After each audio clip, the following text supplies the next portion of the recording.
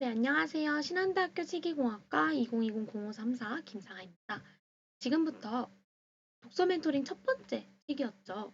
챗GPT 거대한 전환에 대한 책을 읽고 유의에 대한 생각을 발표를 해보도록 하겠습니다. 순서는 책 소개와 활동 계기와 밀리의 서재, 그리고 느낌점 및 평가 이렇게 준비를 해봤는데요.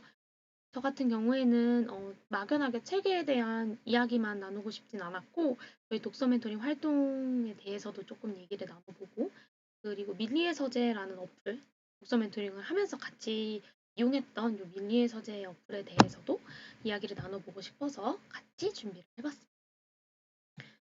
첫 번째로 책 소개인데요. 챗GPT 거대한 전환이라는 책은 제가 두 가지 키워드로 잡아보았어요. 첫 번째 키워드는 챗GPT인데요.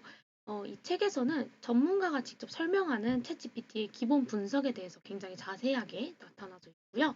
그 다음에 챗GPT의 미래 전망에 대해서도 나타나져 있습니다. 두 번째 키워드는 AI 경쟁입니다. AI 경쟁을 다루면서 AI를 이용한 사례를 굉장히 많이 풀어내고 있고요. 그 다음에 AI가 도입된 산업시장의 경쟁과 미래 분석에도 자세히 풀어져 있다는 특징을 가지고 있습니다. 다음은 활동 계기와 밀리의 서재입니다.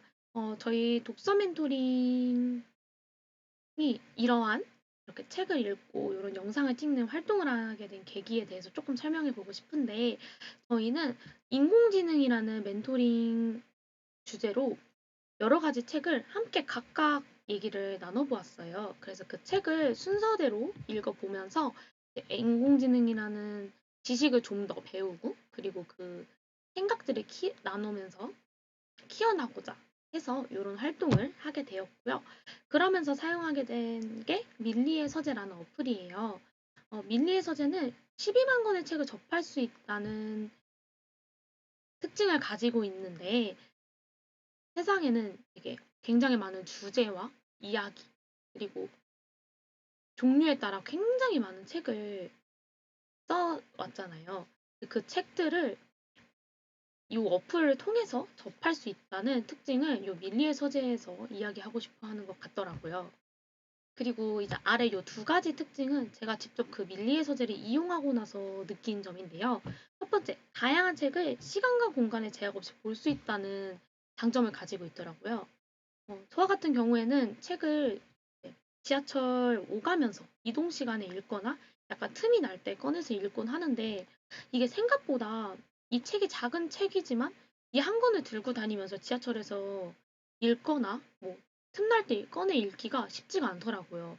예를 들면 뭐 지하철은 오갈 때 자리가 꼭 있어야만 이 책을 펼쳐내기가 쉽더라고요.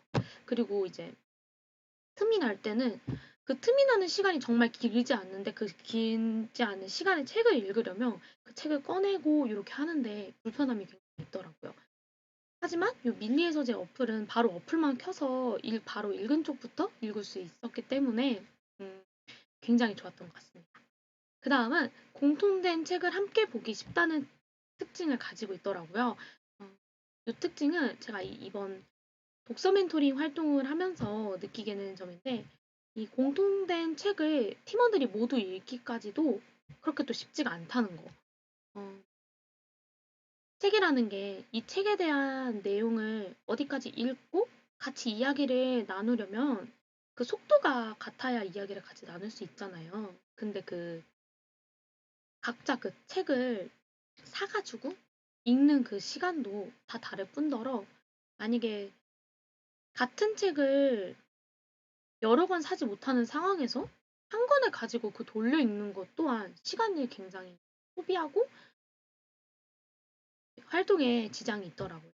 하지만 이 밀리의 서재를 이용함으로써 쉽게 그냥 요날까지 여기까지 읽어오자 요렇게 하면은 각자 알아서 제약 없이 읽을 수 있었기 때문에 굉장히 좋았던 것 같습니다. 다음으로는 이 챗GPT 거대한 전환에 대한 책을 읽고 느낀점과 평가를 해보려고 하는데 첫 번째로 기억에 남는 부분을 좀 가지고 왔어요.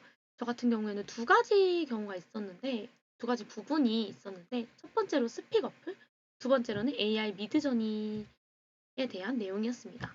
이 스픽 어플은 교육과 관련된 생성형 AI로 발음을 분석해줘서 평가해주고 피드백을 해주는 역할을 하면서 설명의 자세에서 쉬운 이해를 도왔고, 또한 반복적인 연습을 통해 이제 영어 학습을 할 수 있는 특징을 가지고 있는데요.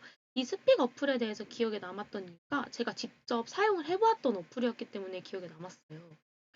추가적으로 이 스픽 어플은 책을 보면서 알게 되었던 게 음성 데이터를 학습한 모델이라고 하는데, 이게 무슨 말이냐? 100만 명이 넘는 한국인의 영어를 분석하고 그 분석한 결과를 이용해서 원어민의 음성 데이터를 같이 이렇게 합한 모델이라고 해요. 그러니까 즉 한국인들이 여기서 이런 발음을 대체적으로 못하는구나, 이런 거를 네, 쭉 모아가지고 이때 이 원어민의 이 발음을 제공해주면 되겠다, 요런 식으로 학습을 할 수 있도록 만들어진 모델이라고 합니다. 그 다음은 AI 미드저니인데요.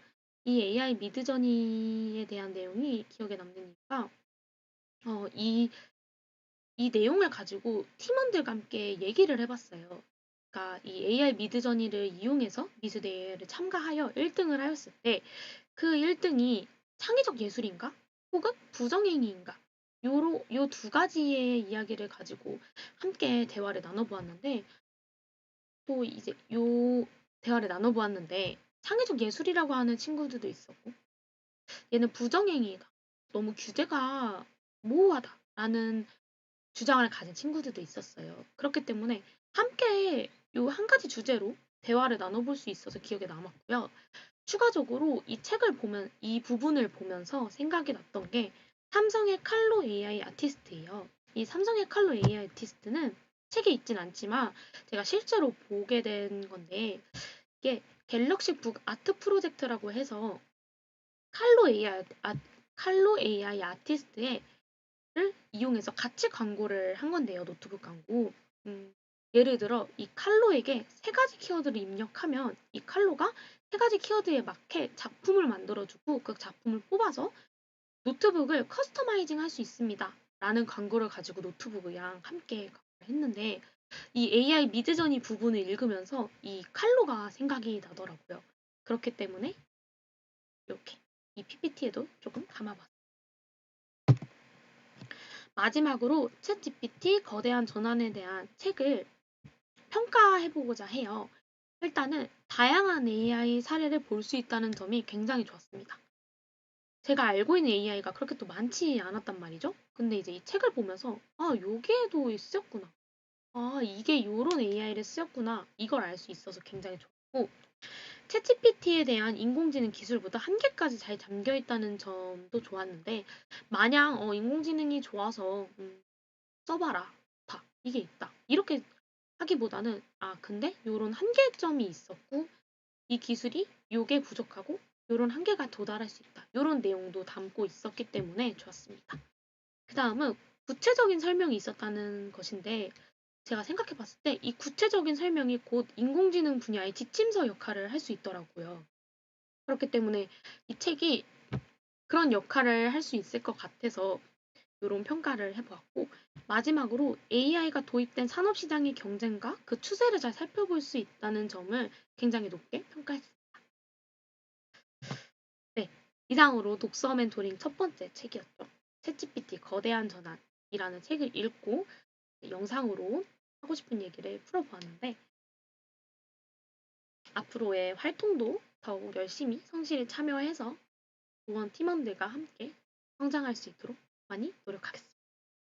발표를 여기서 마치도록 하겠습니다. 감사합니다.